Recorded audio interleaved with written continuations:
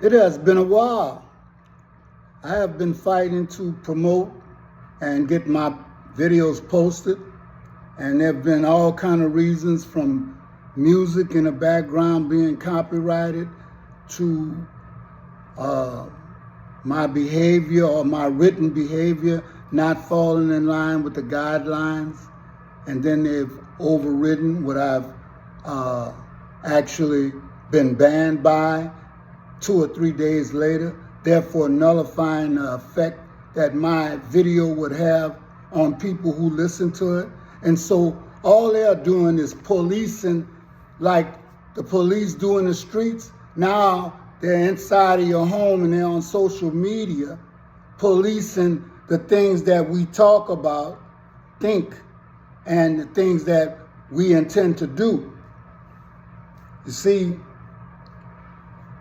the argument that certain sorts of speech and expression of certain opinions hurt certain people or groups, and as a result should be curtailed.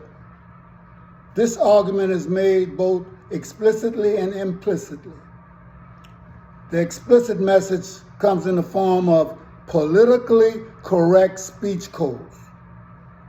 Implicitly, you get the message to keep quiet when you see virtual assassination of anyone who steps over the line by challenging the status quo, by speaking out or making statements that question cultural orthodoxy. And that's authorized, I guess, subjects that you're supposed to talk about or whatever, but I'm not into that. So the deal is this. I'm speaking about attempts to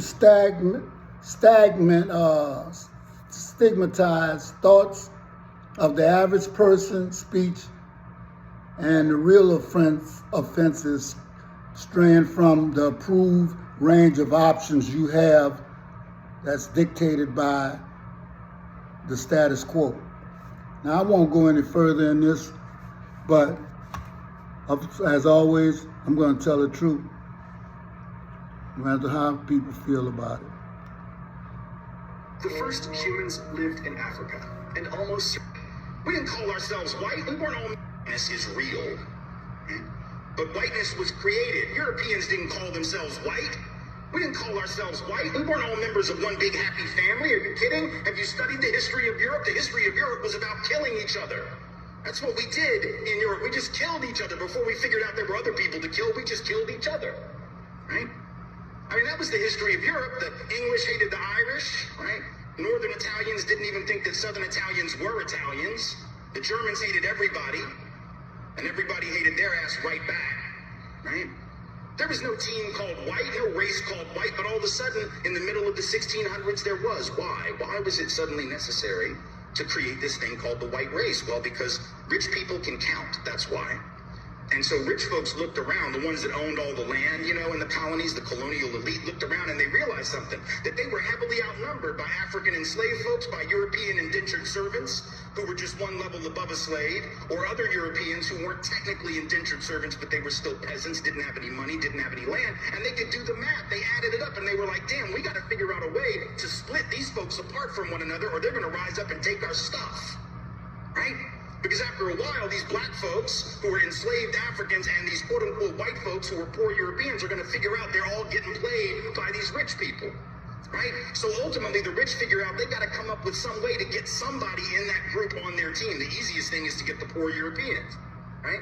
Because at least they look like you. They sort of share some of the customs and the culture. So they all of a sudden create this thing called whiteness, and they say, now you're part of the club. Now we're going to let you testify in court, enter into contracts, vote, at least if you're a man, own a little bit of land, at least if you're a man, right? And we're going to get rid of indentured servitude, no more of that, because you're too good for that. And we're going to take the white men, now called white men, and put them on the slave patrol to keep black people in line. Give them a horse and a gun and a badge and make them feel big and powerful, right? They're still poor. They still don't have anything. They didn't pay the slave patrol well.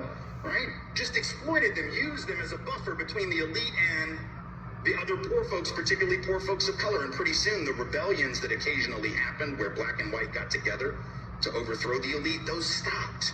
because the divide and conquer had begun to work, right? You could turn people against each other by telling those poor white folks they got to keep these black people in line. And so that divide and conquer gets initiated in the colonies. Rich white men telling not rich white people that their enemies are black and brown. Fast forward to the Civil War era.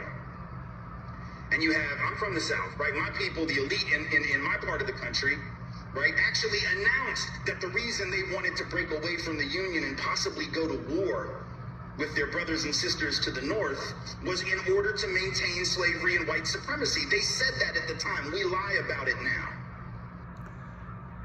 So that's a snippet of what I wanted you to hear. So we've been getting played ever since 1600s, okay? And now you have maybe an understanding of where this whiteness and white supremacy comes from. And all it was a ploy for one group of people to take over. And it's worked almost to perfection. And now that is being challenged, it's a problem. It's a problem for us to even think about freeing ourselves and our minds and our speech. But you can't see it right now, because if you did, we would be up in arms just like Africa. We think we're so much different than Africans, you know? But black people in America, or you want to call yourself an Indian, that's fine. We all got Indian blood in us anyway, but before you had Indian blood in you, you had African blood in you, and it didn't matter what color you are. Let's look at what Africa talking about. See if you could see the plight of your country in it. Inauguration were not an isolated moment. They reflected a growing sentiment across Ghana and Africa as a whole. For Ghanaians, the admiration for Traoré was both a celebration of his leadership and an implicit critique of their own political system. Years of political mismanagement, combined with external pressures such as IMF-driven austerity measures, have left many disillusioned with traditional democratic processes that seem to favour the elite at the expense of ordinary citizens. The exuberant reception also signalled a deep-seated hope that Ghana's newly elected leadership could take inspiration from Traoré's decisiveness and bold action. Ghanaians are eager for a leadership that delivers tangible results, not just hollow promises. Whether this hope will translate into real change under Mahama remains to be seen. Traoré's visit also underscored the historical and cultural ties between Ghana and Burkina Faso. These two nations share a long history of cooperation, interconnected by geography, trade, and cultural kinship.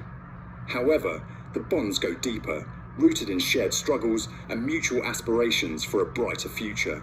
The visit demonstrated that, despite Burkina Faso's internal challenges, it is committed to regional solidarity. In a region often plagued by instability, such gestures of unity are vital. Traoré's presence at the inauguration wasn't just symbolic. It was a declaration that African nations must collaborate to address common challenges, whether they be economic, security-related, or political.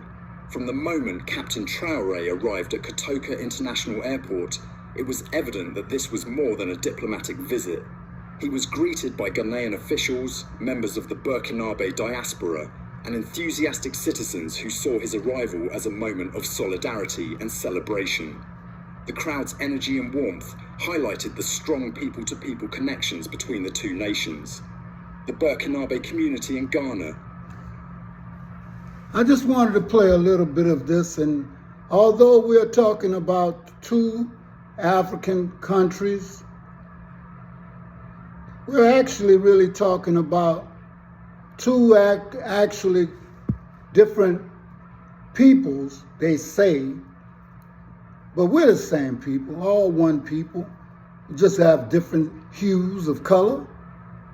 And now all of a sudden, those who call themselves white, which I call yourself Europeans, indigenous people, we all are going through some of the same struggles that Africa's going through. Democracy, how is that working out for you right now? Okay? How are all the campaign promises working out for you now? Okay? And This is the thing. We all have to come together sooner or later, because right now, it doesn't matter what color you are. You're going to be catching hell.